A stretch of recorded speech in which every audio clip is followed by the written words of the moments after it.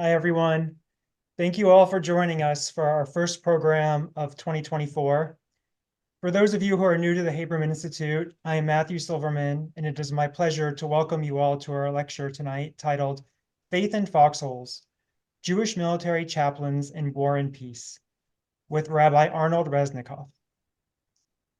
Thank you to Mark Kahn for sponsoring this lecture in loving memory of George E. Johnson, a former Haberman Institute board member who passed away last year. George, a military veteran, wrote about his ethical struggles while serving in the Vietnam War and about his involvement in Jewish activism afterward to advocate for the war's end. George loved to learn, believed in adult Jewish education, and made a great impact on our organization and the greater Jewish community. We deeply miss his passion, wisdom, and kindness. Thank you also to Andrew R. Ammerman for sponsoring our spring 2024 lecture series. He dedicates the semester's learning in loving memory of Josephine and H. Max Ammerman, Stephen C. Ammerman, and Avi West. As usual, if you have any questions, please click on the Q&A button on your Zoom screen. If possible, try to keep questions concise and use complete sentences. Questions will be primarily discussed at the end of the lecture. And I now welcome Art Hessel, the Haberman Institute Board Vice President, who will introduce our speaker. Welcome, Art. Thank you. Thank you, Matt, very much, and welcome everybody to, as Matt said, our first program of the year 2024. As Matt said, tonight's talk is being sponsored in the memory of George Johnson, who was a board member of Haberman. And I'm going to speak a little about George.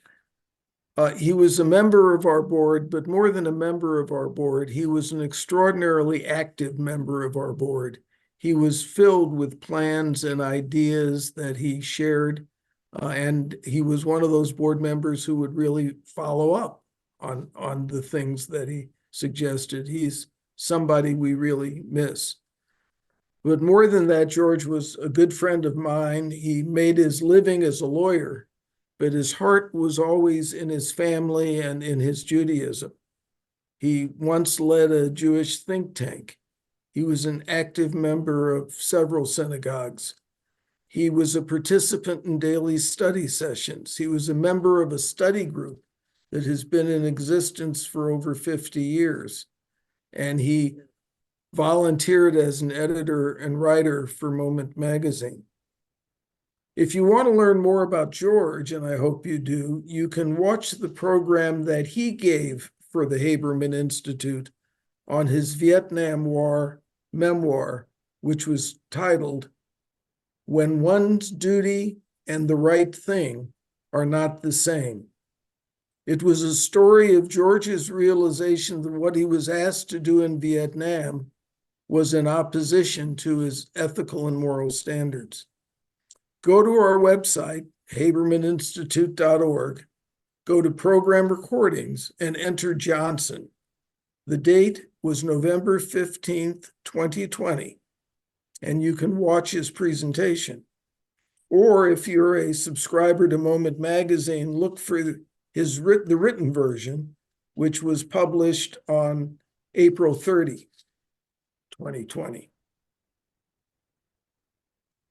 For those of you who are new to Haberman, I just want to run through some of the programs that are upcoming so you know what to expect. We have programs scheduled for this winter and early spring on Jewish ethics and genetic enhancement, on how Jews influenced slavery in antebellum Charleston, South Carolina, the Jewish history of the city of Cincinnati, which was home for many years to Rabbi Haberman, a program on Maurice Sendak, a program on the biblical sources of our divided society, and there will be many, many more. As you know, as this program and most of our programs are free.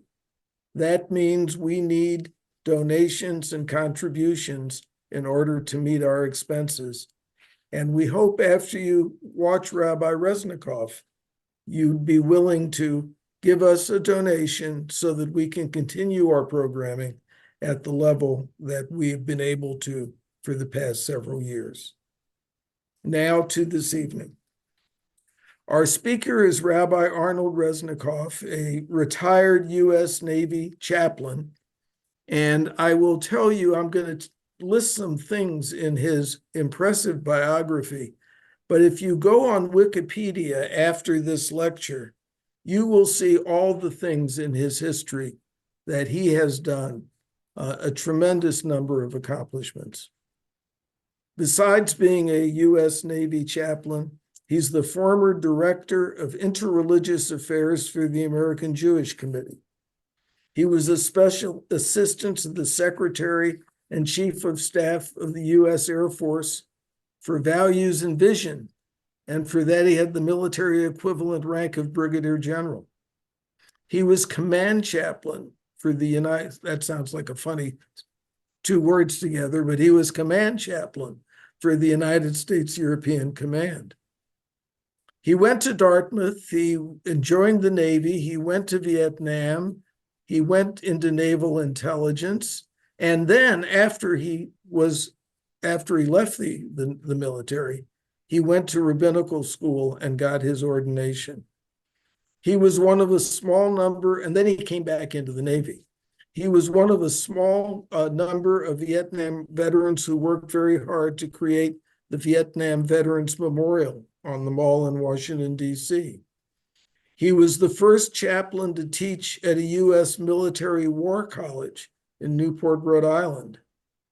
He has many awards, including the Defense Superior Service Medal and others. Rabbi Resnicoff has delivered more prayers in Congress than any other rabbi. In October of 1983, he happened to be in Beirut when the terrorist attack killed 240 American servicemen and women. And his report of the attack was used by President Reagan in addressing the nation. So with all of that, I welcome Rabbi Resnicoff and turn the screen over to him and look forward to everything he's going to say. Thank you very, very much. It's really an honor to be part of the Haberman Institute lectures. I have a lot to say. I'm going to squeeze into the time that I have.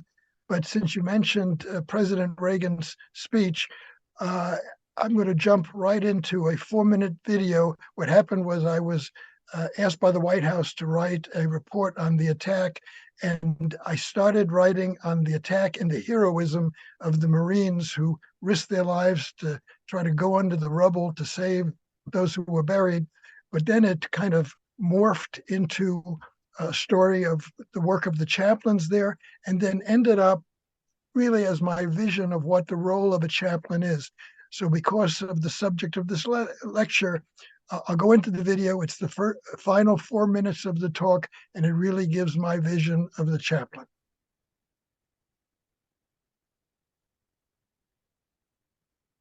I remember the first time I jumped in a foxhole, the first time the shells actually fell within the U.S. area. Looking around at the others in there with me, I made the remark that we probably had the only interfaith foxholes in Beirut. The Druze, Muslims, Christians all had theirs. The Jewish forces in the Israeli army had theirs. But we were together. I made the comment then that perhaps if the world had more interfaith foxholes, there might be less of a need for foxholes altogether.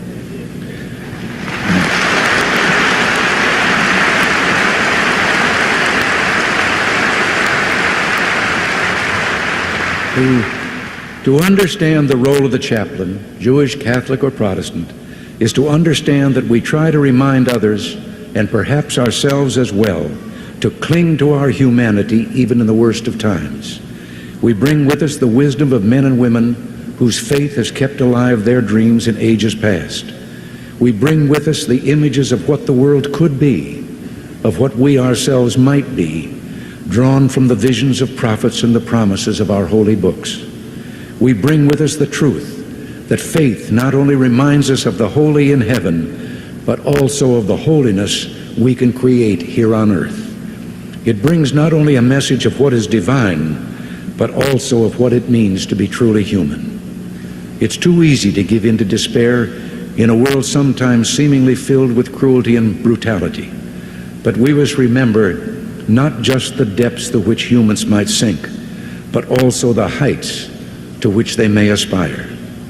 That October day in Beirut saw men reach heroic heights. Indeed, heights of physical endurance and courage, to be sure, but heights of sacrifice, of compassion, of kindness, and of simple human decency as well. And even if the admission might bring a blush to the cheeks of a few of the Marines, heights of love. Long ago, the rabbis offered one interpretation of the biblical verse which tells us that we're created in the image of God. It does not refer to physical likeness, they explained, but to spiritual potential. We have within us the power to reflect as God's creatures the highest values of our Creator. As God is forgiving and merciful, so can we be. As He is caring and kind, so must we strive to be. As He is filled with love, so must we be. Because of the actions I witnessed during that hell in Beirut, I glimpsed at least a fleeting image of heaven. For in the hearts and hands of men who chose to act as brothers, I glimpsed God's hand as well. I did not stand alone to face a world forsaken by God. I felt I was part of one created with infinite care and wonderful, awesome potential. We live in a world where it's not hard to find cause for despair. The chaplain has the challenge to bring to those who often see terror at its worst some reason for hope. We need to keep faith and to keep searching, even in the worst of times. Only then may we find strength enough to keep believing that the best of times might still be. These were the words of Lieutenant Commander Resnicoff. I read them because I just felt that all of us, and I know how much you do of this, let us strive to live up to the vision of faith the chaplain Resnicoff saw that day, and let us never stop praying and working for peace. Thank God and thank you, and God bless you all.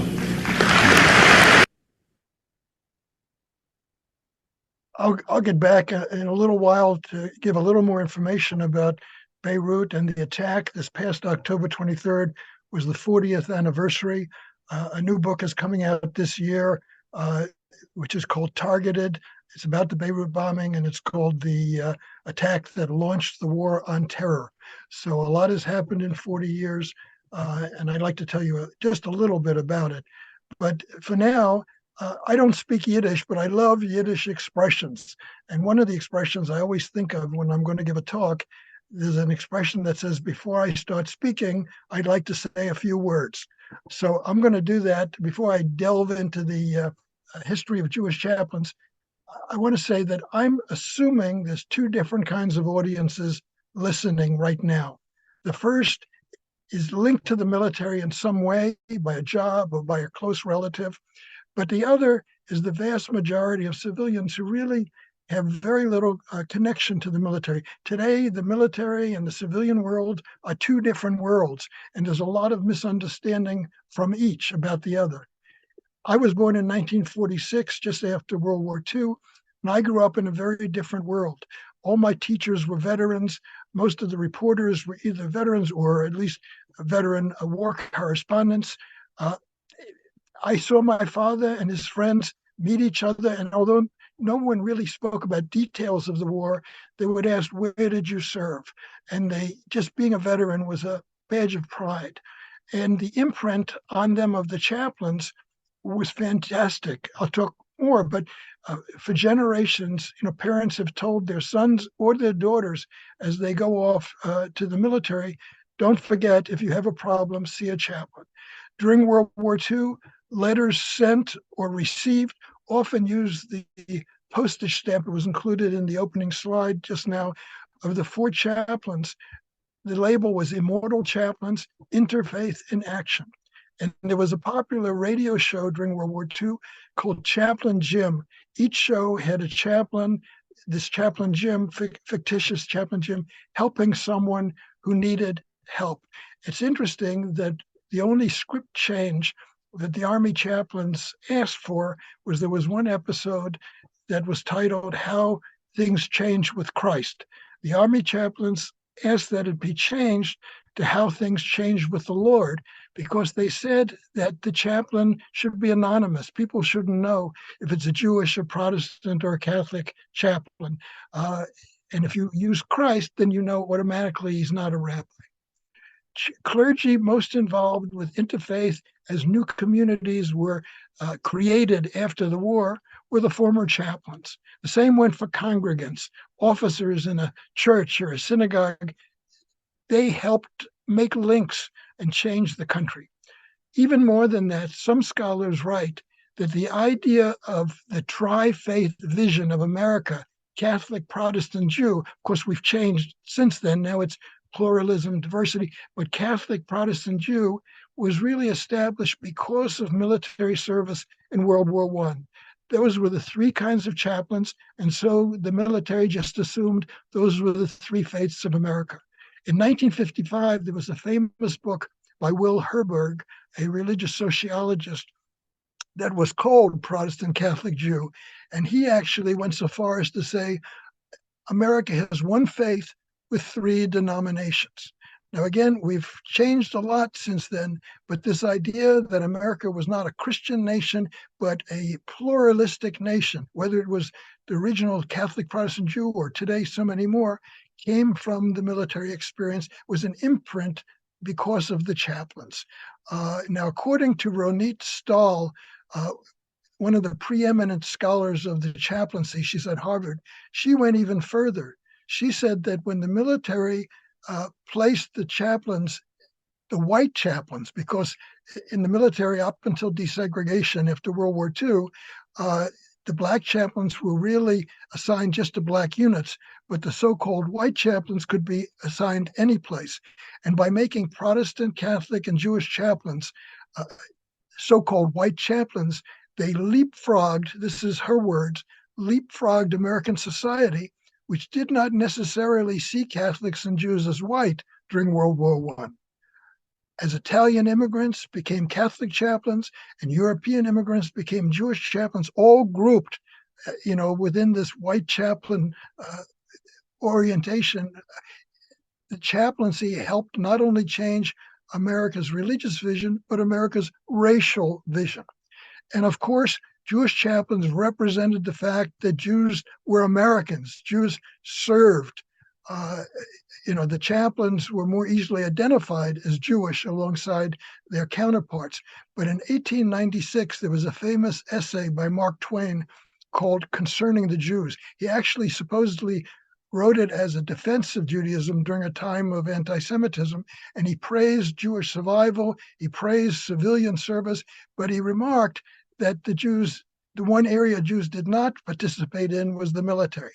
Later, others criticized him and pointed out service, including Department of Defense records that showed that Jews had served ever since the Revolutionary War, the Mexican War, the Civil War, and in World War I in percentages higher than our percentage of the population. So Twain actually published a retraction and an apology entitled Postscript, the Jew-S Soldiers.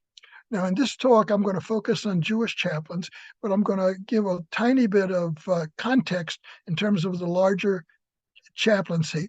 But it's not going to be a thorough history either of the chaplaincy or Jewish chaplains, just highlights, although at the end, during the Q&A, I can recommend books and articles for those who want to learn more. Now, to whet your appetite, just a couple quick questions that either I'll answer, or if I don't, challenge me in the Q&A and make sure I answer. One, are all Jewish chaplains rabbis? The answer may surprise you. Why did a Jews for Jesus rabbi, that's the term he used to describe himself, make it to chaplain school and then decide to leave? Are there atheist chaplains in the U.S. military? Other countries have them. As a matter of fact, Canada and Britain just announced they would have them. Why did the first Jewish chaplain wear a cross? And why did both the Army and the Navy reject the idea that the insignia for a Jewish chaplain should be the Magen David, the 6-point star? So that's just a couple questions to whet your appetite. Let me just skip a few more. And okay, one more that's very interesting to me. Chaplains are hired to work with military personnel and their families. World War II was a dramatic exception, and I want to talk about that a little bit.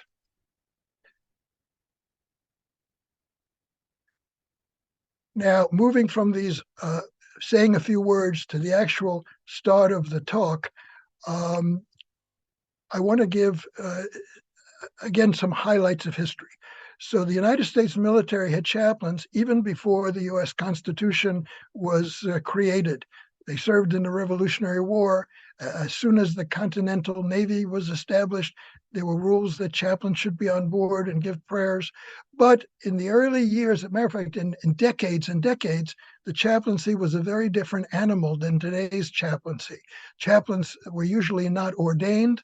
Chaplains often didn't have any theological school training. They weren't endorsed by communities, faith communities like we are today. And often the regiments would pick someone to be their chaplain, or a ship's captain would pick someone to be his chaplain, and often more because of teaching skills than theological knowledge, because the chaplain helped teach all kinds of subjects. There was no special uniform at the beginning, no insignia, sometimes no rank. It went back and forth. Now, regulations began to change the chaplaincy in the Civil War, but it was really not until World War I that it changed to something pretty much like we have today. Now, I mentioned Ronit Stahl. I'll quote her. Organizationally, World War I created the opening that transformed a muddled and middling chaplaincy into a professional officer corps with rank, autonomy, and a clear chain of command. Let's put up the first slide, please. Chaplains at the beginning, again, didn't have any insignia indicating that they were a chaplain. But the first one, it wasn't until 1880, was not the cross. Now, again, this was the symbol for all chaplains from 1880, and it's the shepherd's staff, indicating the chaplain was the shepherd to his flock, trying to help them. The Navy Cross would be the first chaplain. The cross would be the first insignia for Navy chaplains, but it would go back and forth. I think the first one was 1864, went back and forth, but it wasn't until 1905 that the cross became the official chaplain insignia for all chaplains. The first Jewish chaplain in the Army wasn't until the Civil War, 1862. The first Jewish chaplain in the Navy wasn't until World War I, 1917. His interesting story in the Civil War, an Army regiment from Philadelphia that had many Jews appointed a Jewish chaplain. People complained that he was Jewish. He stepped down. Then they appointed a second Jewish chaplain who was an ordained rabbi, Rabbi Arnold. But just before they appointed him, a new law was passed that said chaplains must be regularly ordained ministers of some Christian denomination. And because of that, he had to step down. So Jewish groups lobbied for a change, and Arnold Fisher, who was the rabbi appointed by the Army regiment, actually went to Lincoln along with representatives of other organizations, and Lincoln agreed that the law should be changed. So he wrote a letter to the House Chaplain Committee, and it was changed in 1861. So September 1862, the first Army Jewish chaplain, Jacob Frankel, was appointed. Interesting note that Lincoln personally signed the commissioning papers for Rabbi Frankel. And then 1 year later, 1863, Lincoln intervened again to make sure that Black chaplains could be commissioned as well. Now, because in the Civil War, insignia was not a big thing, and many chaplains didn't wear insignia, it wasn't until World War I that insignia for Jewish chaplains became an issue. The first Jewish chaplain in the Army hesitated to wear the cross, which was the symbol by then of Jewish chaplains, and congressmen backed him up and wrote to the Army. So the Army let him serve with no insignia while the others had crosses. The army actually considered three alternatives: continue with rabbis with no insignia, go back to one insignia for all chaplains, like the shepherd staff, or come up with a new insignia just for Jewish chaplains and make it the only corps that had two separate insignias based on religion. Some Christian chaplains liked the idea of the universal symbol, but others embraced the cross. So the decision was made a separate symbol for the rabbis, the Jewish chaplains.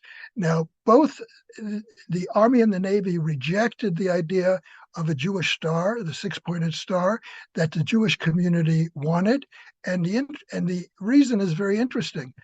You wear the insignia in different parts of your uniform, depending on the uniform. And if you can imagine on the collar of the uniform, the military was too afraid that the six-pointed Jewish star would be confused with a five-pointed star, which meant a one-star admiral or a one-star general. So the rabbi would be walking and everybody would be saluting. So they considered different symbols. They asked Jewish community to make recommendations. They considered the menorah. They considered the Lions of Judah. Let's go to the next slide, please. The final decision was called the Tablets and the Star. It's the Ten Commandments, two tablets of the Ten Commandments with the Jewish star in the crevice where the two meet there. Originally, it was Roman numerals, as you can see on the left, and it stayed that way all the way until 1980, when I was part of a commission. The Navy called it the Blue Ribbon Commission. We called it the Blue Tzitzis Commission, and we considered a recommendation that had been made to change the Roman numerals to Hebrew letters. We approved the recommendation. We said that we think that's a good recommendation, and the Navy Chief of Chaplains made the change. 1981, Jewish chaplains started wearing that. By 1983, they had to make the change from Roman numerals to Hebrew letters, and afterwards the Army and the Air Force followed suit. Now, the first Navy Jewish chaplain went through a different process. David Goldberg was his name, and again, 1917 in World War I, he actually wore the cross. That was the symbol of the chaplaincy. So the Navy said to him, it's not a symbol of Christianity, it's a symbol of the chaplaincy. And there was less of a reaction from the Jewish community, maybe because he was out on a ship. But when he came back and he moved to a land, a shore-based assignment, people started to complain again. Let's go to the next slide, please. So the Navy actually did something different. They came up, they decided to use the Shepherd's Cross, but just for Jewish chaplains.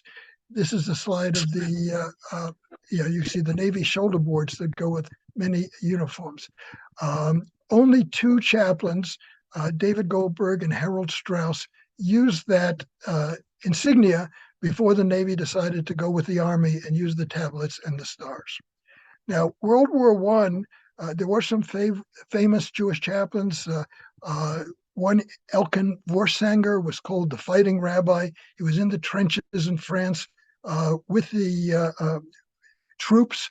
There were famous Jewish men as well, not just the chaplains. As a matter of fact, in 2011, President Obama passed a provision called the William Shemin Jewish World War I Veterans Act, directing that the records of all Jewish veterans who were commended for bravery be looked at again to make sure nobody was overlooked for a high medal just because they were Jewish. Shemin ran back and forth 3 times during fire to save wounded personnel.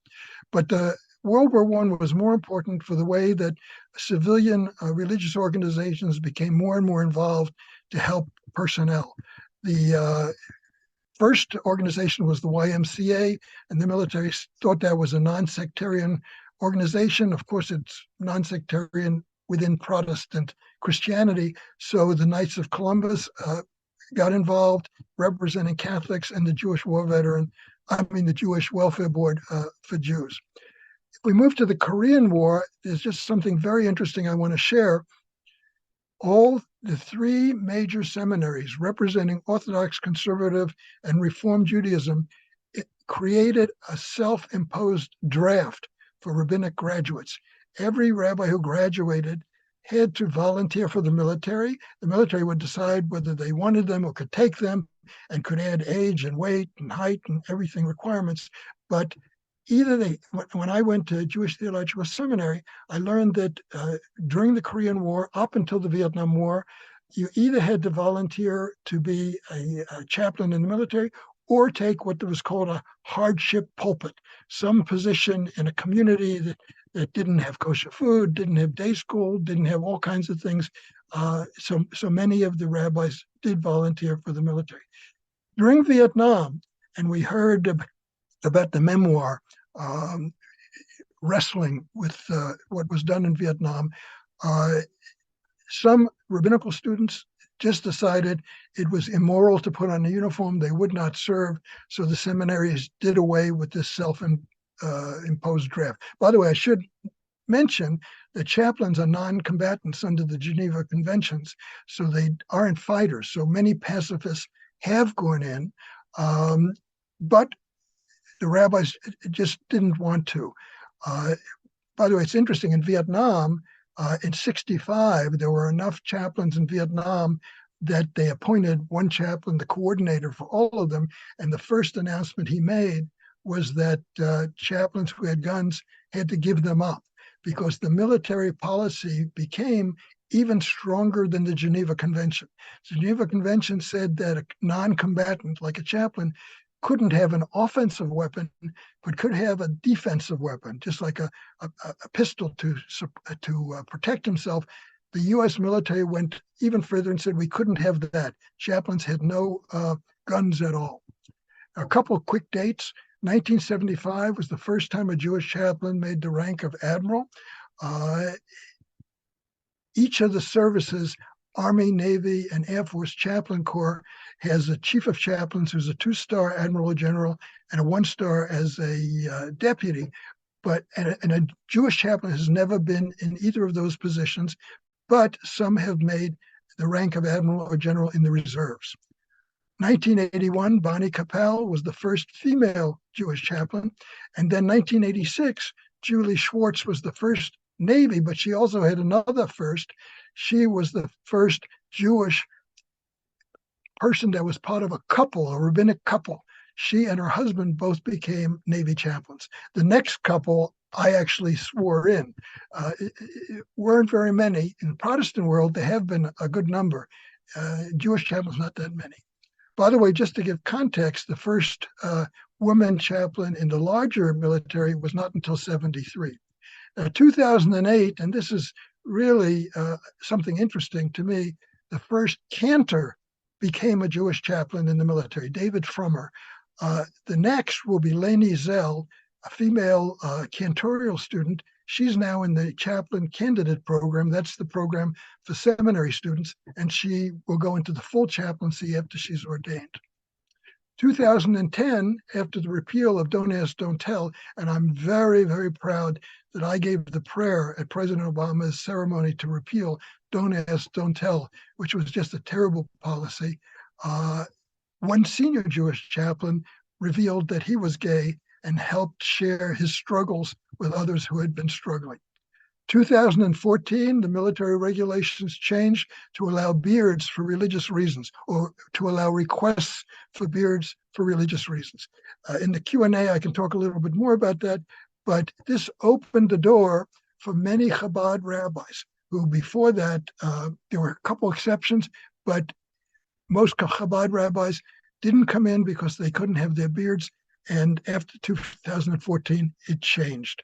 By the way, linked to the beard, there's a Jewish tradition that many of you know that after you lose a very close relative, one of the things you don't do for the first 30 days is shave if you're a man. And I had a friend, he actually was another Jewish chaplain. He's listening. I don't want to embarrass anybody who's listening, but he wanted to be able to follow that law of not shaving. And the way we convinced the commanding officer to go along with that is we said, the doctor can give a 30-day permission not to shave if you have a skin condition. So if we can do it for medical reasons, we should be able to do it for religious reasons. And the commanding officer agreed. Today, we've gone from one endorsing agent to 3. And I should explain a little bit. The endorsing agencies so the military doesn't have to decide who's a real rabbi, who's a real priest, who's a real minister. The community comes together and endorses a candidate and then says to the military, it's up to you to take this person or not, but we represent the community and we would recognize this person as authentic. For many years, the Jewish Welfare Board, National Jewish Welfare Board, name has changed a couple of times since then, but was the endorsing agent for all rabbis that wanted to be in the military. And on its board, it had Orthodox, conservative, and Reform representatives. Today, the world has changed, and so today there's no longer just one, there's three. Now we serve alongside chaplains who now represent 5 different religions. Let's go to the next slide, please. And we serve in all 6 branches. There are 6 military branches today. And you can see that there's symbols for the Protestants and Catholics both use the cross. You see the Jewish symbol, and then there's Buddhists, Hindus, and Muslims. It's a very interesting story, and I can get more questions in the question period. But one person who called himself a rabbi and represented Jews for Jesus actually made it to chaplain school for the Navy. But when he learned the military policy would be that he would be considered a Christian chaplain and wear a cross, not the Jewish chaplain insignia, he withdrew. Let's go to the next slide. What's interesting about the insignias, it's not just on the uniform, it's on many other paraphernalia, and one is on the worship pennant. In the Navy, there's only one pennant, one flag that can fly over the United States flag, and that's the worship pennant that flies when a chaplain leads prayers at sea. Now here you see the symbol of the 10 Commandments, the Jewish chaplain over the American flag. I have to tell you that I had the honor of riding a lot of Navy ships into Israel.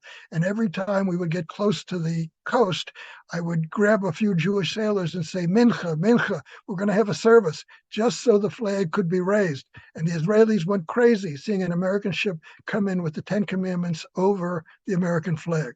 By the way, just a couple of years ago, 2022, was the first time that the Buddhist worship pennant was flown at sea when a Buddhist chaplain learned it. Now, a chaplain learns in chaplain school that we have 4 responsibilities. First is we advise command on issues of ethics and morals and religion, but the 3 for the people that we serve are we provide for our own. That means I'm always a rabbi to the Jews. We minister to our own. Then we facilitate minister to those of other faiths. So I would never lead a Catholic service or a Muslim service, but depending on my position, it's my responsibility to make sure those services are held and to make sure they have all the equipment that they need. And then the final is we care for all. Care for all means that even those who don't claim religion. And I would say the majority of the people who came to see me did not come for religious reasons, did not have a religious question. A lot of people don't know, a lot of civilians don't know that in the military, the chaplain is the only person who has 100% privileged communication, confidentiality. So people can come to us and know that it will be secret. Now, for the rest of my talk, I want to just give some stories that illustrate the role of a chaplain today and what it's come to be. And I'm going to divide it into 3 areas: religion, interfaith, and faith. And I'll show you, I think faith is greater than religion. So first of all, in religion, a lot of people ask the question, how can we have chaplains in the military? In the civilian world, we don't spend any money, tax dollars, for religious equipment or religious salaries.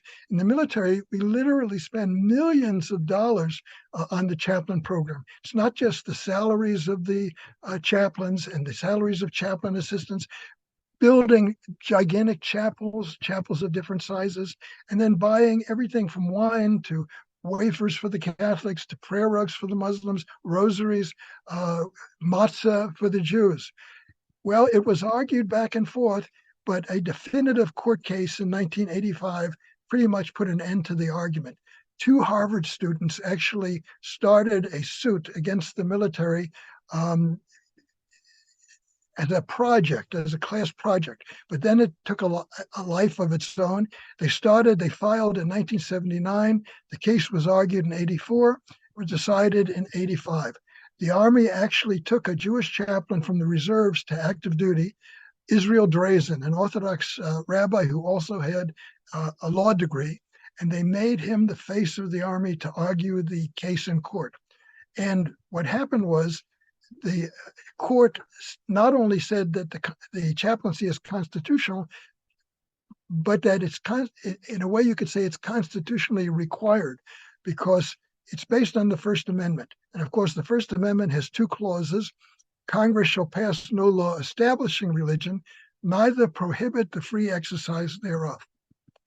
And why the military is different than the civilian world, according to the judges, is that in the military, we tell people where to go, overseas, out at sea. And many places, there'll be no access to a synagogue or a house of worship or a worship service in English. So if we did not do something to remedy that situation, we would be guilty of not providing opportunities for the free exercise of religion. So chaplains are not supposed to convert, not supposed to proselytize, but their main goal is to provide opportunities for the free exercise, for the voluntary free exercise of religion.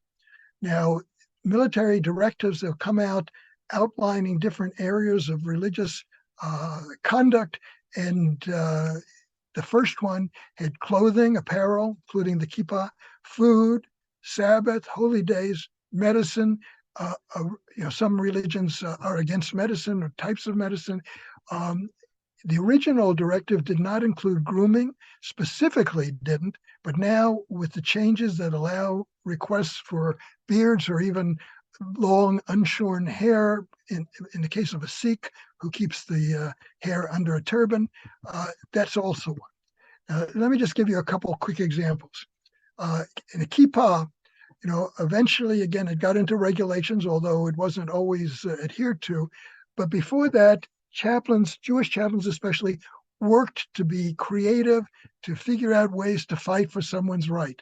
I remember a Jewish sailor came to me when I was stationed in Japan, and he said, "Rabbi, I'm not religious, but my fiance is. She wants me to be more observant, and one of the things she wants is that I cover my head." So in my desk, I happened to have a collection of different yarmulkes from different countries I had visited, and one was from Morocco. It was colorful, embroidered, large. I gave it to the sailor, and I said, "When you get back to your ship and you take your uniform hat off, put this on." He said, "That'll make it 100 times worse." I said, "Trust me," famous words, "trust me." I said, "I'm not just a rabbi, I'm a chaplain, and I know the military psychology." So he went to the ship. Sure enough, the captain called right away, said, "Chaplain, we have a problem. Can you come to my ship?" I went, and he said to me, "I support religious freedom, but there's no way that sailor is going to wear that beanie on my ship." So I said to him, I looked, with respect that he deserved. I said, "What if I could convince him just to wear a little black one like I wear?" And the captain said, "If you can do that, chaplain, it won't be a problem." Of course, I smiled inside because I thought if he had started with that, it would have been a different conversation. Let me go back to Beirut because it had an impact on the laws and the regulations about kippot and other parts of religion. I had visited Beirut many times, but the time of the explosion, I was there for a specific reason. The fifth individual who had been killed was a Jewish Marine, Alan Seufert from New Hampshire, and he was shot in the chest when he was in his Jeep examining the perimeter. And the colonel in charge of the Marines worked with the Sixth Fleet, worked with the governor of New Hampshire, and they got the body back as quickly as possible out of respect for Jewish burial laws. But the other Marines, the other military personnel, thought that a Jewish chaplain should hold a memorial service out of respect for Seufert's religion. So I was sent from Italy, where I was stationed. It was complicated how to get there, especially because the Beirut airport was closed. When I arrived, it was a Friday. I led the service. The colonel of the Marines told me, "Tomorrow, Saturday, we'll get you started on your way back, at least get you to Cyprus." And I said, "I don't travel on Shabbat, the Jewish Sabbath. I'll wait till Sunday." That was the only reason I was there when the attack happened. 6:22 in the morning on Sunday. I happened to be in what we call the head, the latrine. I was brushing my teeth. I had a t-shirt and trousers. And all of a sudden, the whole building shook. The door came off the hinge. The windows exploded. We threw ourselves to the ground. I crawled out and I saw everybody else on the ground too. And we thought we had been hit. There were two buildings about 75 yards apart. And we thought we had been hit, but it turned out it was just the shock blast from the other.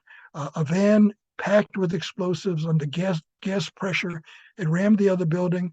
The four-story building just reduced to rubble. And the FBI investigated and said it was one of the largest non-nuclear explosions in history. We ran out. I remember the expression, I can't believe my eyes. It's the first time I really understood that, because we ran out and the building was missing and there was smoke and there was dust. And at first I thought I was just looking in the wrong direction or went the wrong way. But then you focus and you see the rubble and the bodies and pieces of bodies. And 241 military personnel died, 220 Marines, 18 Navy, 3 Army. And the reason the 18 Navy is important is that the Navy gives the Marines medical personnel just like they give them chaplains. And almost our entire medical battalion was wiped out. And so it took so long to get reinforcements, ambulances or helos from the ships to help with all the wounded. So we literally were tearing our clothes apart to wipe blood or dirt or sand from people's eyes, from their bodies. I tore up my t-shirt and then I used my kippah and I used it to wipe blood and dirt. And it got bloody and dirty and lost. And it wasn't until we could take a breath, after all of the wounded had been carried together, that the Catholic chaplain came up to me, tore a piece of his camouflage uniform off, put it on my head. When he had run out, he had put a little stole around his neck because he knew that he would be administering last rites. He said to me, I want everyone here, the Marines and all the other military personnel in this country where every religion is gunning for every other religion, I want them to remember that we chaplains helped everyone, but not only that, we did it Christian and Jew side by side. There's so many stories I could tell. Let me move to kashrut. It's interesting. Jewish Welfare Board actually used to send kosher foods in cans and boxes. But after Desert Shield, Desert Storm, when so many reservists were called up, it turned out that 15% of the personnel had some kind of religious food requirement, vegetarian, something else. So the military started buying kosher rations. In the old days, in history, we used to say C rations, K rations. Now it's MREs, meals ready to eat. So they produced MRKs, meals ready kosher. Another interesting fact when it comes to religious performance, religious requirements, is that the Jewish Welfare Board, JWB, in World War II actually had a committee made up of a Reform, an Orthodox, and conservative rabbi called the Responsa Committee that actually answered questions from military personnel in the field. It's the first time in history that Responsa was offered from a group that represented all the movements. One of the first questions was, can a Jew or a Jewish chaplain participate in burials on Shabbat? Normally forbidden, but there was a plane crash and people had to be buried in these battles. You can't just leave the bodies. How do you survive with no kosher food if you keep kosher? And one that I always enjoyed reading, when do you start Shabbat? When the night is months long and you don't have a sunset. It's interesting just to read some of it. Let's go to the next slide. And the reason I want to show this is chaplains go everywhere, not just to help personnel keep religious requirements, but also to celebrate holidays. A Passover Seder was held in Saddam Hussein's palace. Jewish chaplains have held services all over. This happens to be Hanukkah in Beirut, and the reason I wanted to show it is that we didn't have a real Chanukiah, Hanukkah menorah. So we made this with a piece of wood and shell casings. We nailed the shell casings and they held the candles. So I always think of this as the swords into plowshare, the shell casings into candles, Chanukiah. Then after religion, there's interfaith. One of my first chiefs of chaplains was John O'Connor, who became the Bishop of Scranton after the Navy, and then the Archbishop of New York, John Cardinal O'Connor. And he told me that he was reminded when he got out that civilian clergy, when it comes to interfaith cooperation, talk about doing what military chaplains do day after day after day. When I went to Vietnam, and again, this was before I was a rabbi, I was on a ship in the rivers, and no unit in the rivers had enough people for their own chaplains. We had a circuit riding chaplain. It was an Episcopal priest.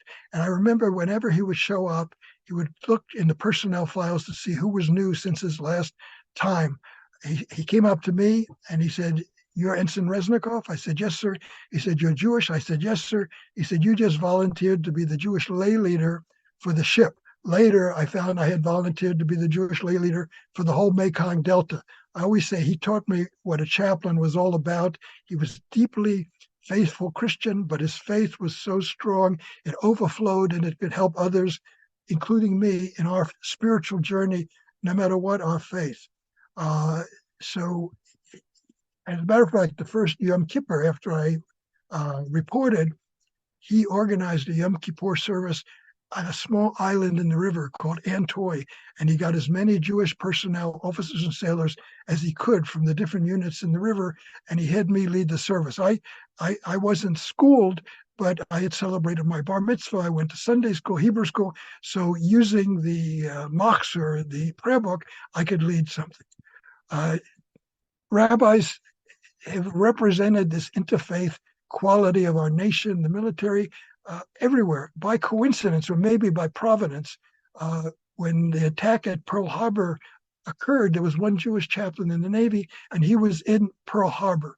And when someone died that didn't have the dog tags identifying the religion, they got a Protestant, a Catholic, and a Jewish chaplain together to pray over the body, to say some words over the body. And everyone there remembered that. Now, when we talk about interfaith, I go back to the four chaplains. Let's put up the slide again. This is the four chaplains stamp. We saw it already, but the story of the four chaplains, everybody knew in World War II. Today, I'm surprised some people don't. The Dorchester was an Army troop ship, one of 6 ships in a convoy, and was going from Newfoundland to Greenland with troops on board. It had a little over 900 men. On February 3rd, 1943, it was torpedoed by a German U-boat, a submarine, and over 600 people died. But many of the survivors told the same story.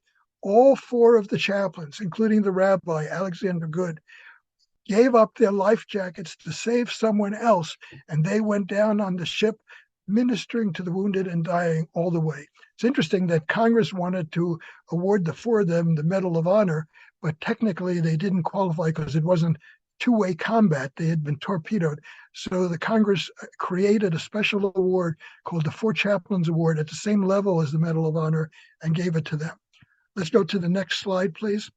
In addition to the chaplains being there physically, the fact that we have interfaith chapels throughout the military remind people again of the Catholic, Jewish, Protestant. This is the plaque, a plywood plaque from the Beirut chapel. It means a lot to me. First of all, they waited until I arrived to add the Hebrew letters to the tablets, but you can see at the top it says peacekeeping. And we called it the peacekeeping chapel because we were there on a peacekeeping mission, and that's the ideal. That's still there. The bottom where it said chapel is just charred wood after the fire and the explosion. Just one more story, interfaith. Famous story, Roland Gittleson, a Reform rabbi from the Boston area. He was a renowned pacifist who went in anyway to help our people. And he was the first Jewish chaplain in the Navy to be attached to the Marines. Jewish chaplains in the Navy serve Marines and Coast Guard, and now Air Force chaplains serve Space Force. But he was not just visiting to help like I was in Beirut. He was attached to the Marines in Iwo Jima as a permanent assignment. After the battle, one of the worst battles in history for the Marines, they dedicated the graves of the people who died. And the senior chaplain, who was a minister, asked Roland Gittleson to say the words during the dedication. Some of the other Christian chaplains objected because most of the graves were Christian. They didn't like the idea of a rabbi giving the words. Today, that wouldn't be a question. Today, we've moved past and probably because of this incident, but the senior chaplain wanted to stick to his guns and have Gittleson give the words. But Gittleson said, this is not the time for hostility. So he said, I will back down. So the compromise was there were 3 separate ceremonies, one for the Jews who died, one for the Catholics who died, one for the Protestants. Gittleson only spoke over the Jewish graves. I know I don't want to run out of time, but I want to read just a little bit of this sermon, which became the most famous sermon from World War II. He said, here lie men who loved America because their ancestors generations ago helped in her founding, and other men who loved her with equal passion because they themselves or their own fathers escaped from oppression to her blessed shores. Here lie officers and men, Negroes and whites, rich men and poor, together. Here are Protestants, Catholics, and Jews together. Here no man prefers another because of his faith or despises him because of his color. I get emotional when I read this. Here there are no quotas of how many from each group are admitted or allowed. Among these men, there is no discrimination, no prejudices, no hatred. Theirs is the highest and purest democracy. Whosoever of us lifts his hand in hate against a brother who thinks himself superior to those who happen to be in the minority, makes of this ceremony and the bloody sacrifice it commemorates an empty, hollow mockery. And you can just imagine those words. Now, what happened was some of the other chaplains who were upset that Gittleson couldn't give the main sermon got copies of his words, mimeographed, sent them to their families. Their families sent them to the radio, to newspapers, and it became the most well-known sermon from World War II. Now, finally, after religion and interfaith, I want to go to faith. When I think of faith, sometimes it's linked to religion, spirituality, religious faith, but also faith in ourselves, faith in our dreams. I remember faith in who we could be. I remember when I was with the European Command, every month I would visit Bosnia and Kosovo. And once an American colonel there took me aside and said, Chaplain, the Army teaches me to do 2 things, shoot people and blow up buildings. I'm going to rely on you to keep me from ever getting to like it. Faith includes dignity. It's interesting, a new initiative in the Navy is to put Navy chaplains on the smaller ships, the destroyers. Up until now, we only had them on the larger ships. But one of the reasons they're doing it is because suicide is such a terrible blight, threat in the military, in addition to the civilian world.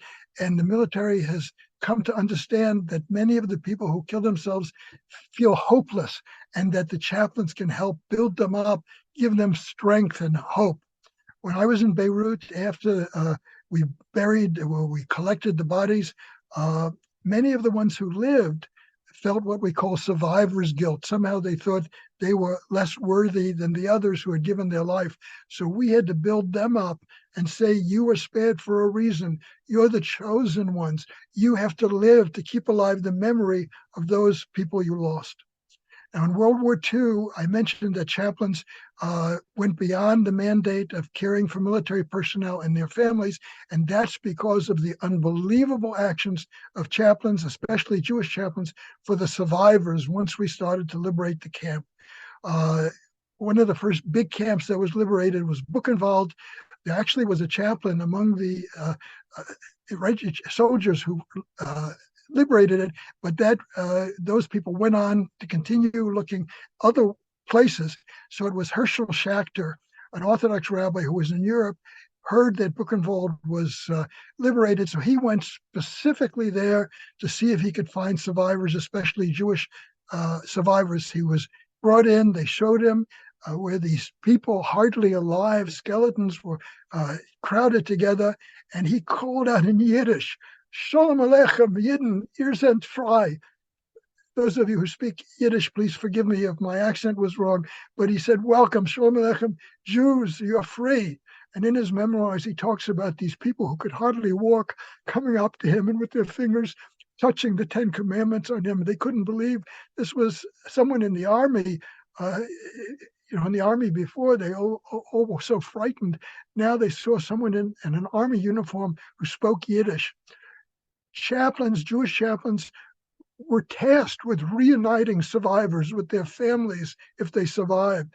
They were tasked with locating hidden children, the children of Jewish families who had been hidden with the Catholic family on a farm or in a small village with the hope that if they died, their children would live.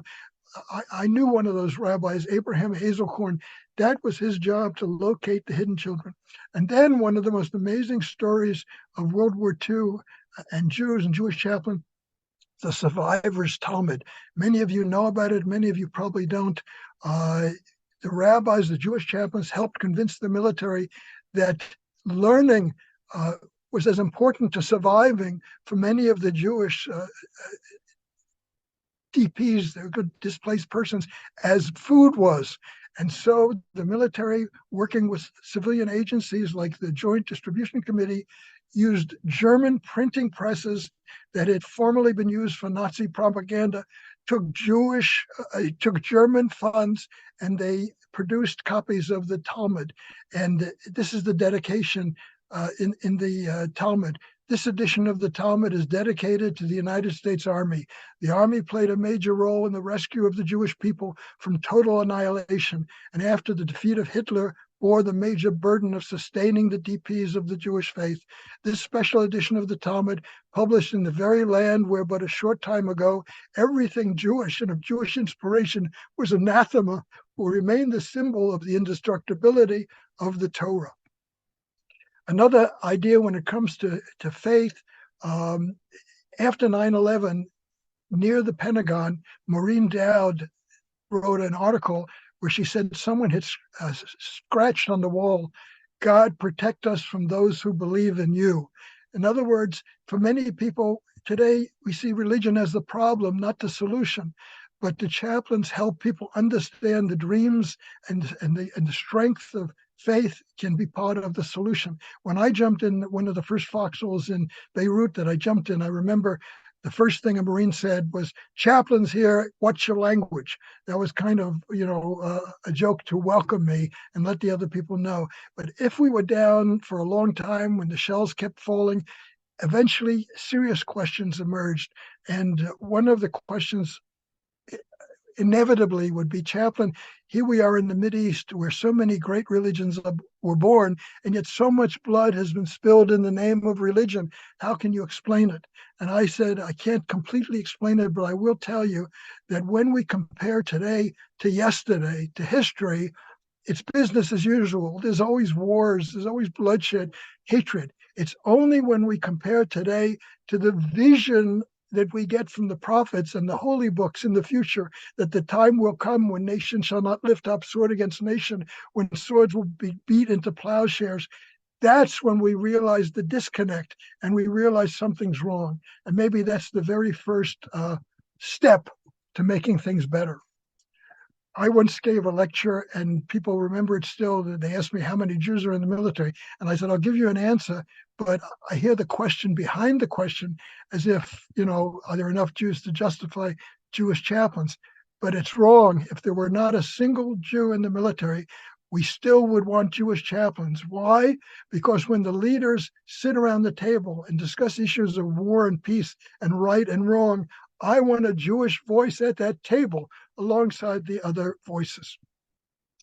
Now, I have some notes about some of the things that I did in Israel, some of the things I did here and there. I'm going to skip that and ask if you just go to the final slide in the set, and you'll see here, this is something called the Holy Hilo.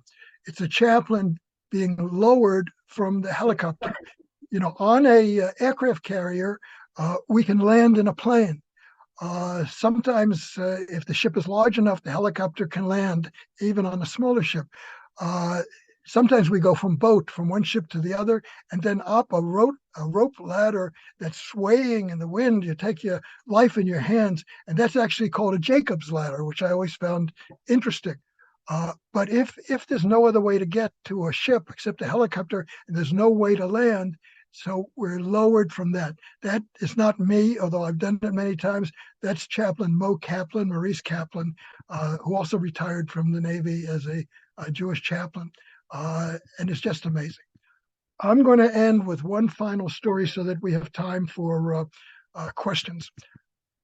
And the story is about the Pentagon. We know that the Pentagon was attacked the same day as the Twin Towers, September 11th, 2001. But a lot of people don't know that before that attack, there was no chapel in the Pentagon. There was a little meditation room like at an airport where 2 or 3 people could sit for a private prayer. But if a chaplain wanted to lead a service or a program, he or she would have to use a classroom or an office. When the attack happened, the plane didn't directly hit the Pentagon. It hit the lawn and bounced into the Pentagon. I can tell you why in questions if people are interested. But where it hit the lawn, that's our 9/11 memorial. Very moving. If you're in Washington, you can see, because it's on the outside of the Pentagon, you can see it even without signing up for a tour. But where it hit the wall, right inside, we built the first interfaith chapel in the Pentagon. It's a beautiful, beautiful place, and it was dedicated 1 year to the day after the attack, September 11th, 2002. I wasn't there for the original dedication, but 2 years after that, September 2004, we dedicated a Sefer Torah. An ark was created in Israel, beautiful metal ark, put into the chapel, and then a donor put up the funds to have a Sefer Torah, a Torah scroll, created and finished in the Pentagon. Many of you know that the scribe, the sofer, who makes a Torah, will often leave a few letters just in an outline instead of filling them in. So others will have the honor of filling them in. And if you fill in one letter, it's as if you wrote a whole Torah.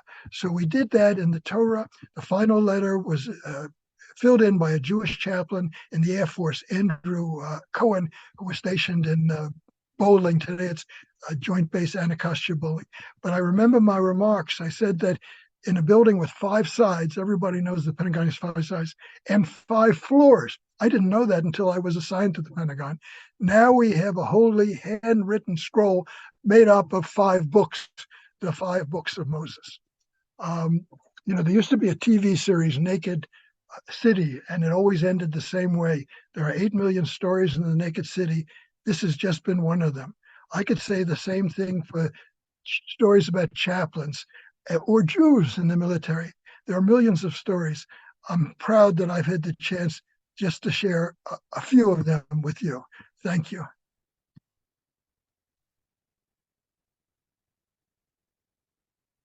Thank you, Rabbi. Your presentation was deeply moving and powerful, and I'm sure many in our audience really loved hearing your stories, and as I did so Thank much. I hope we'll hear more during the Q&A. So for those of you with questions, please go ahead and ask more now. We have a number that have already come in, so I'll just go ahead and jump right into it. So I guess just starting off with just how many Jewish chaplains are there in active duty right now? Right now, there are about 35, and there's additional between 40 and 50 reservists. So reservists will come for certain parts of the year. Jewish chaplains, if they're reservists and they don't have a synagogue, so they're free for the holidays, they will be sent around the world to help with Passover Seder, with High Holy Day services. But just on a regular basis, the reservists help out.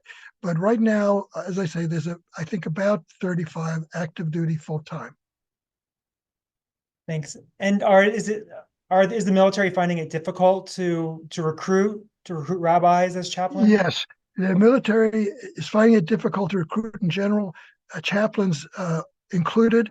The chief of chaplains of the Navy is a powerhouse trying to recruit more chaplains of every faith, especially because of some of the new programs, like I mentioned, putting chaplains on the smaller ships, the destroyers.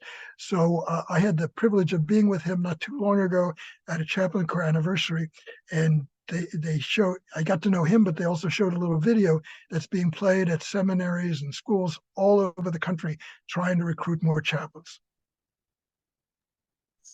By Thanks. the way, I will say it became harder to get Jewish chaplains, get rabbis, when many of them were married, and especially because many of the spouses, whether it's a husband or a wife, are professionals these days.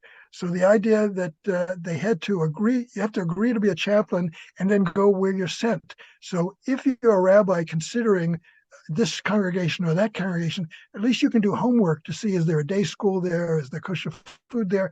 In the military, you can't do that yet. You just have to, on good faith, say, I'm willing to go where you send me, and then hope that there'll be some job for your spouse and some environment for your children. So it's become harder because of that. And just in general, military families today have more children. It's not the same military as I went in the old days, where it was mostly young people. By the way, I'll tell you a quick story. When I was in Japan, I was the only Jewish chaplain in the whole mainland. There was another Jewish chaplain at Okinawa, but so I served all personnel in the Army, the Air Force, the Marines, the Coast Guard. And I remember there was a son of an Army officer in a base a couple hours away who was studying for his bar mitzvah. Today we have the internet. We would study over the internet. We do everything. But back then, it was before any of this stuff. So I visited once a month, but I taught twice a week over the telephone, which was a radical idea in those days. But chaplains have just come up with ways to do their job, to reach out to the people all over the world. Thanks. Yeah, it's really wonderful. And then so for there's the follow-up question here for the rabbis. What kind of military training, and for how long do you have to go through that training to then become a chaplain?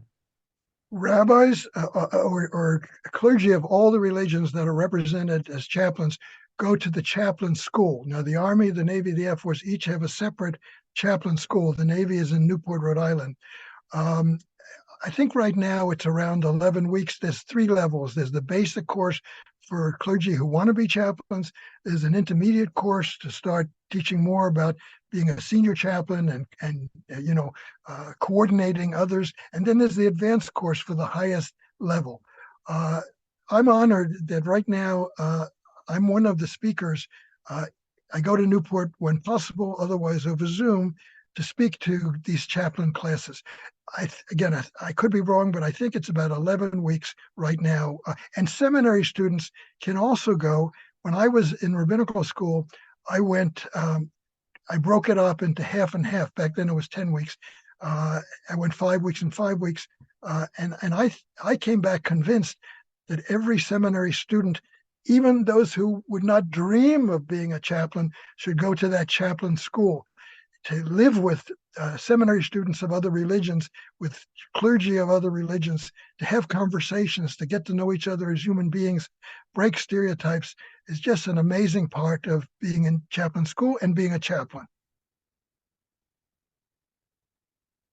Yeah, that definitely sounds really amazing to be part of a community of clergy and ministers. And so one of the questions is, is there training for meeting the needs of service people of other religions? Is that something you're trained on, or is that something that is That happens in chaplain school. The chaplain school teaches you basic military, how to wear a uniform, also how to work with the organizations that help, for instance, the Red Cross, how to work with other officers, psychologists, doctors, but it also teaches how to work with each other.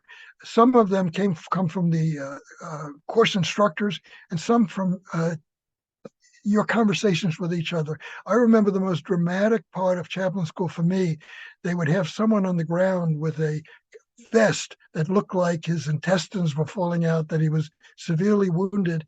And our job was to go up to him as if it was a battlefield and console that person or deal with him. And they always would try to throw us for a loop. So, for instance, when I was called to go up, the guy said, "I'm Catholic. Can you give me last rites?" So that started a conversation among all the chaplains. What should I do as a rabbi if a Catholic wants last rites? And the Catholic priests had different answers. They said, if you're willing to say the words, including the Trinity, the words count. Do that. But if you're not comfortable, just ask the person to look up to God, confess his or her sins, and ask for forgiveness. Now, what's interesting is the one time in my life that I really ran up to people who might have died and cradled them was Beirut, and not a single time did someone ask me a religious question. Instead, it was human questions. They said, if I die, tell my mother I love her. Tell my these were young Marines, some of them didn't have kids, but they were messages for their family that they loved them. And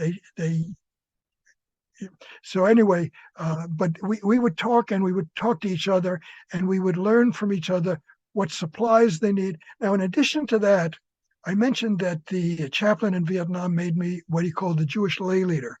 Chaplains appoint lay leaders that represent all the religions that they themselves are not.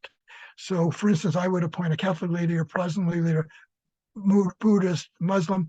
A non-Jewish chaplain would appoint me as a Jewish leader, and our job was to help the chaplain know what holidays are coming, what supplies are needed, what they need for a prayer service, and so the lay leader network is very important as well. Now, a big change today is that we have the internet.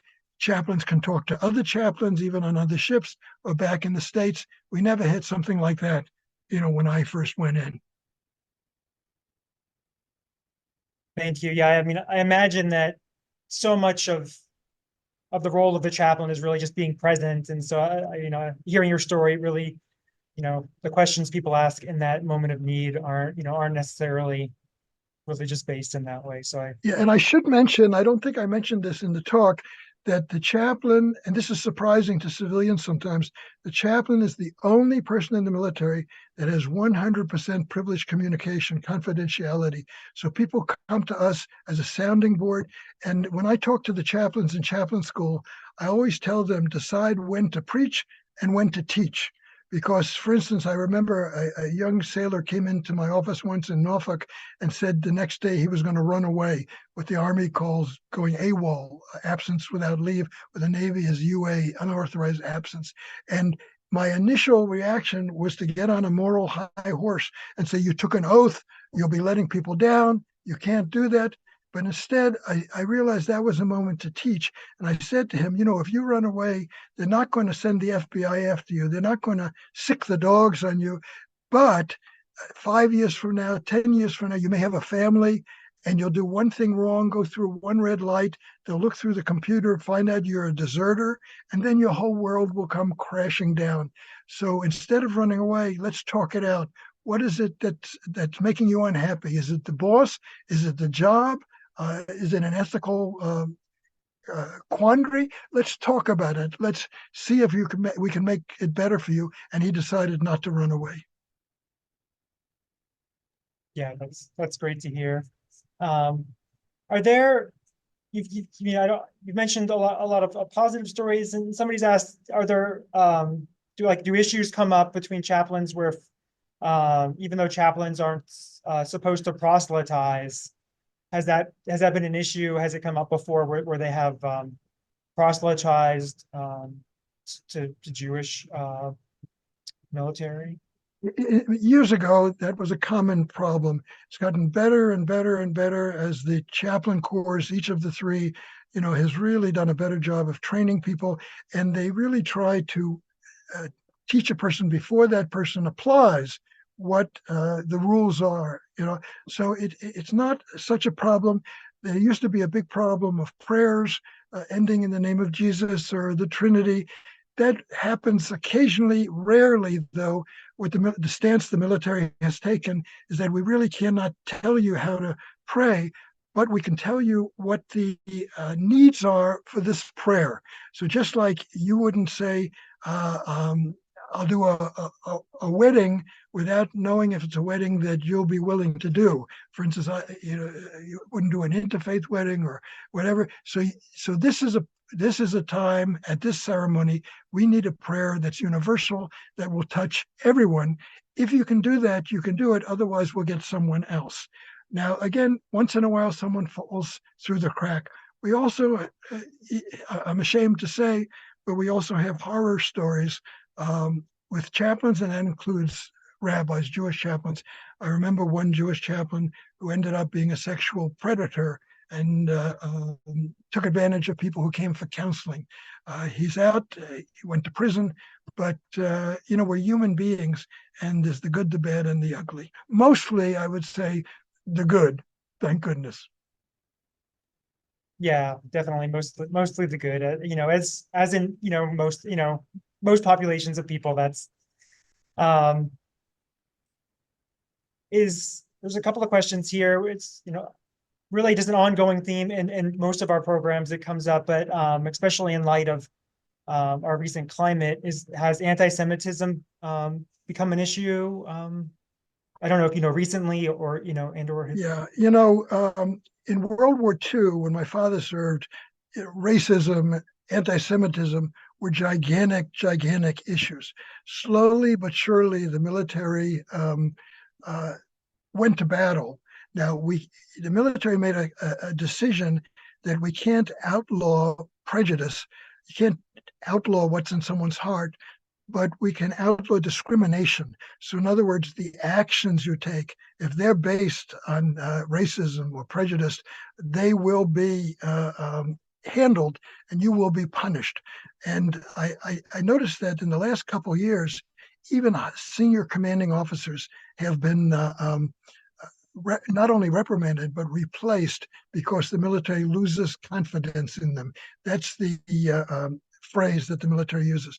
So I would say that I can't say that everything is perfect, but I would say that if you compare the military to the outside world, we probably come out a little bit better and we handle people a little bit better.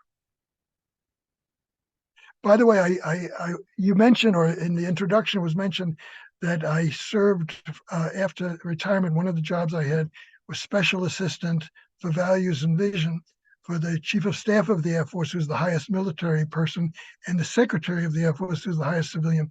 And the reason I was brought on was that was a time when there were some problems at the Air Force Academy, not with direct proselytization, trying to convert people, but with officers who didn't see the boundary between sharing the fact that they were proud in their own faith and in a way that threatened other people without their knowing. So I was hired.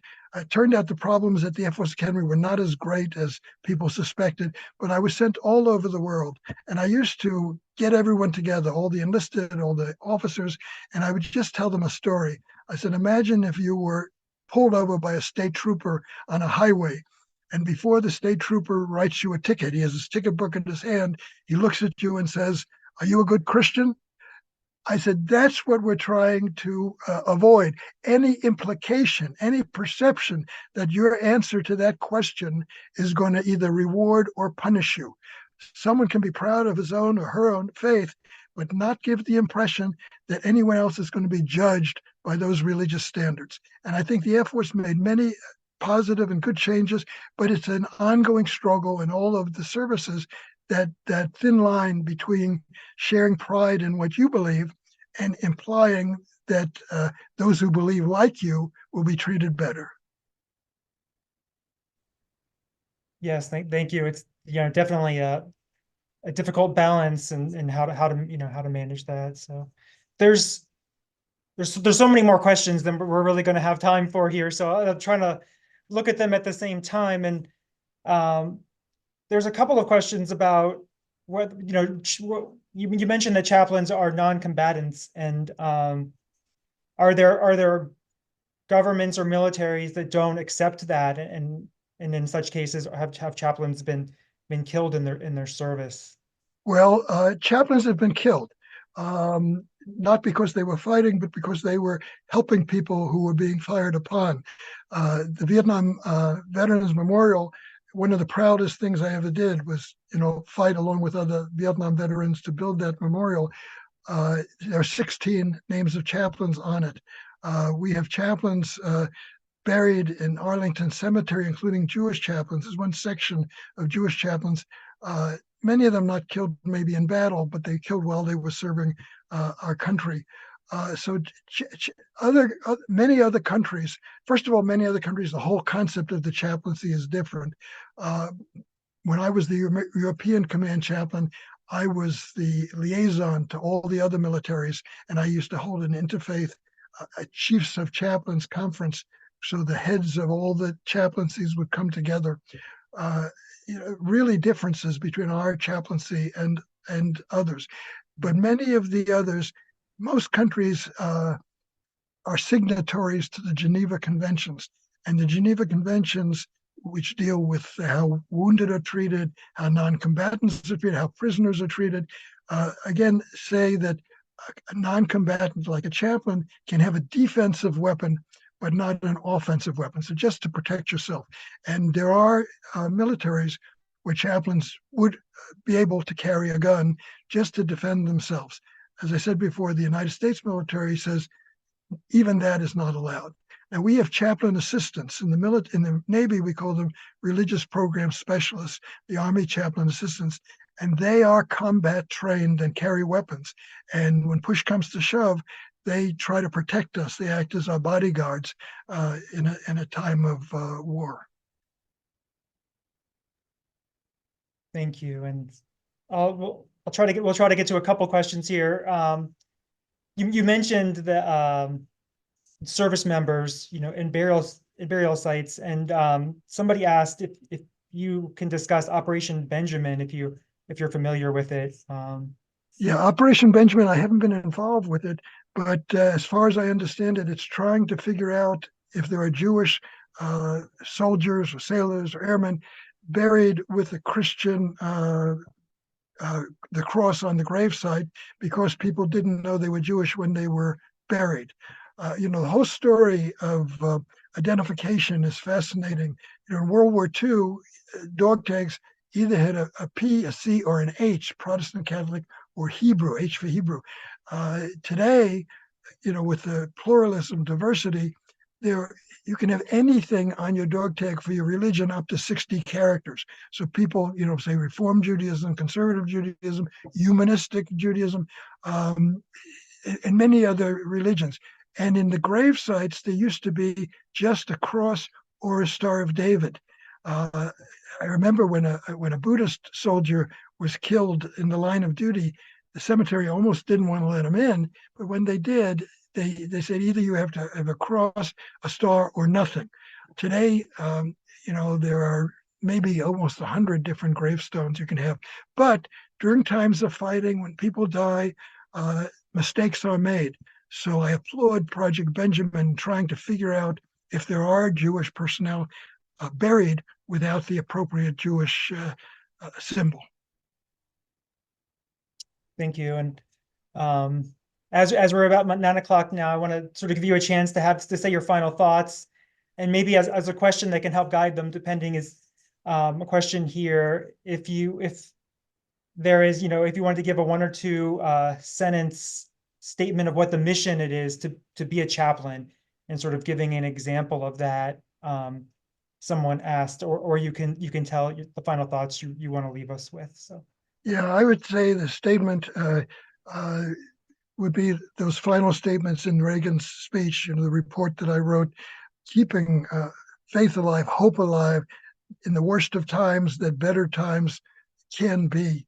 That's such a hard thing when people see the brutality of life, to keep hope that things can be better and that they can make a difference.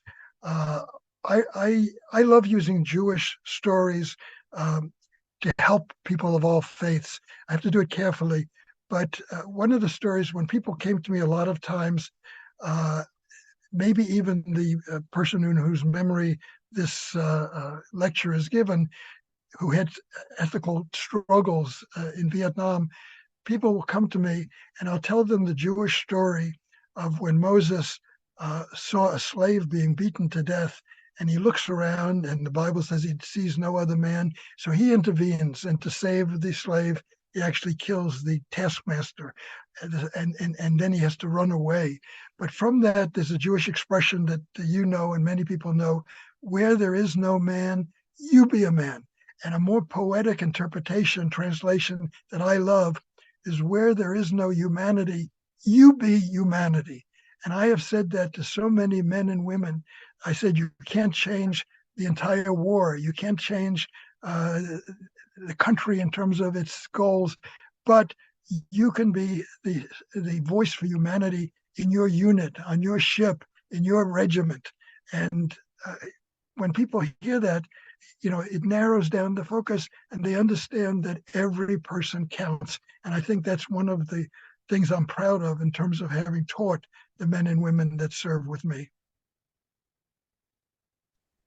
Thank you. I think that's a beautiful point to end on. And I don't know if you're seeing in the Q&A, but there's been, many people have said thank you and they really appreciate everything they've learned tonight. And some people want to be in touch. So thank you again. This is a really wonderful presentation and learning for all of us.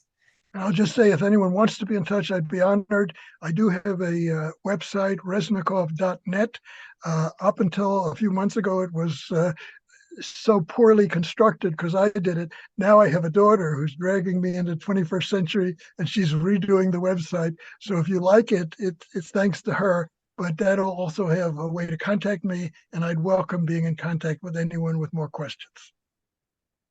Yes, yeah, that's wonderful. And we'll also send out, additional readings and learning materials and in our follow-up email and a link to the recording for those of you who I see some people have asked for that also. So we'll definitely get that all to you as soon as we're able to. So thank you again for all of you joining us, and thank you again, Rabbi, for sharing such wonderful stories. And have a good rest of your day or night if you're on the East Coast. Bye. Thank you.